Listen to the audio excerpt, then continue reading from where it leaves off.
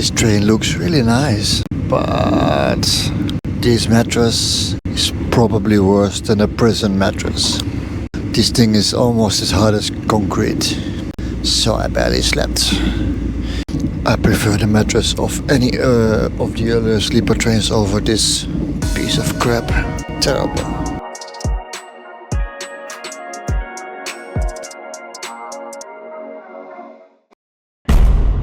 As the evening falls over Bangkok, I'm having a quick bite before getting back into the train station again for our next departure. Car 2, seat number 4, lower berth. We are about to board the train all the way to Nong Khai, arriving at 6:30 in the morning.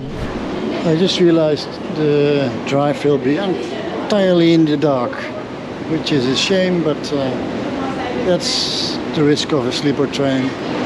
This train looks way better than the one I had earlier, although I'm also in second class again. This must be first class. Looks too good to be second class. Look, the beds are made. Nice. Oh, they look really good, way better than the other ones.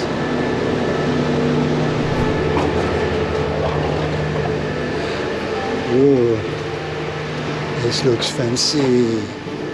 Lower berth, number 4. This is my bed for the night. So this is a completely different train than the other sleepers we have seen earlier, even the one in Malaysia. Look how brand new it looks. And the windows are really clean. This train consists of 13 cars, 11 of them being second-class sleeper cars. There is one restaurant car and one first-class sleeper car. We'll do a walkthrough later. And once more, we are on a sleeper train in Thailand. The Special Express CNR number 25 train consists of the newest sleeper car trains in Thailand, purchased in 2016. The name of the train indicates it's something special, as the producer of the car is in the name of the train. CNR is short for China Northern Rolling Stock Industry. Since they are the newest sleeper cars, they are sought after and they are more expensive than the older sleeper cars. There are only 4 routes where this type of sleeper is operating as well. The berths of the passengers that have boarded here are directly converted into beds, as departure is scheduled for 2025 and there are quite a number of beds to be made if the train is fully booked with over 400 passengers on board. My lower berth costs 994 Thai baht, but upper berths are slightly cheaper but don't have a window. This berth is slightly shorter than the other ones, about 180 centimeters, which can be inconvenient if you are taller than that. It's about as wide as the previous one. Stable can't be used while sleeping.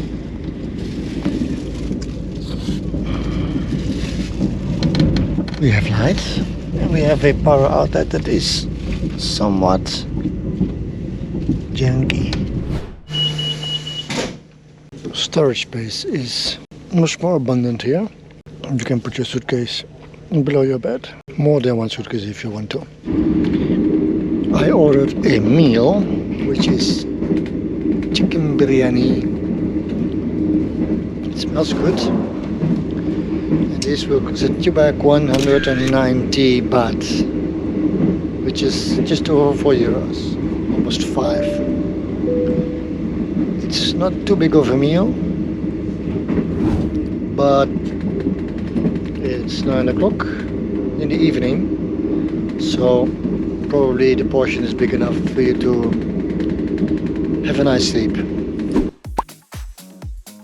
The entire walkthrough at normal speed can be found in the related clip section in the description, as it is quite a bit longer. It also comes with sound, unlike the shorter version here.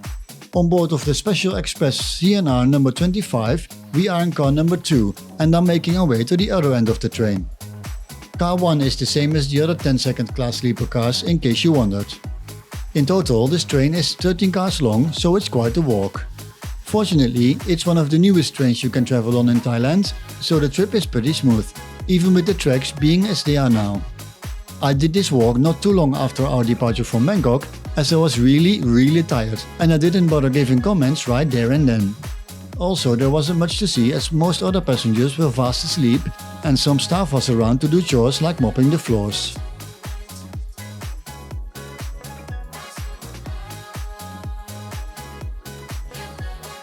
There was some activity in the restaurant car though, with some people enjoying a late night meal, but that's about it.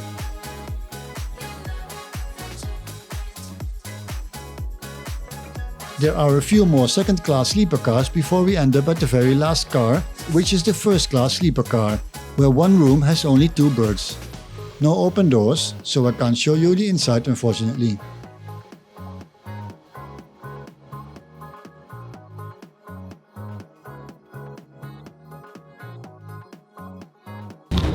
That is my sleeping shirt, don't look at that. Quick look at the toilet. Clean. Water and tissue, soap, and a flush.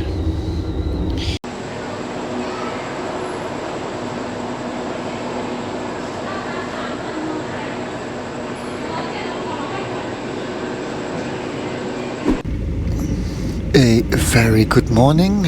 It is 5 o'clock and we should be arriving in about 1.5 hours. This train looks really nice, but this mattress is probably worse than a prison mattress. This thing is almost as hard as concrete. So I barely slept. I prefer the mattress of any of the other sleeper trains over this piece of crap. Terrible. That's one night spoiled. Now I can only hope I can be at the hotel early and maybe get an early check-in. Oh boy, because I need some sleep. Once again, the blanket is really nice and big enough for me. I'm 180. Nothing to complain there. I would love to have one as a travel blanket because it's really pretty small for for the warmth it gives. When sleeping in a lower berth, you might want to consider that the curtains aren't perfect here, and probably the curtain from your passenger above you should overlap. Quite some people getting off here at Udon Thani. We are about 1 hour out from Nong Khai and the border with Laos. Everything's getting set up again. Everything gets cleaned. My neighbor is still sleeping, so has not been converted back into his seat yet. The train looks really nice, but the mattress is absolutely horrendous. Look, it's just a very thin piece. It's nothing.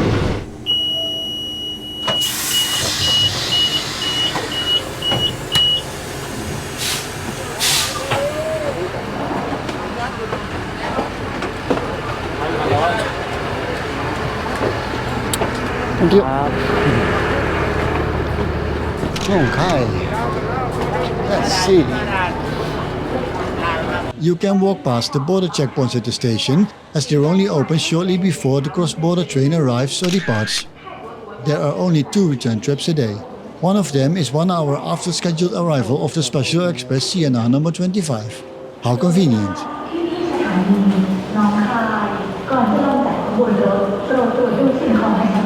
Let's see if we can get on that train to across the border. To Tanale? What?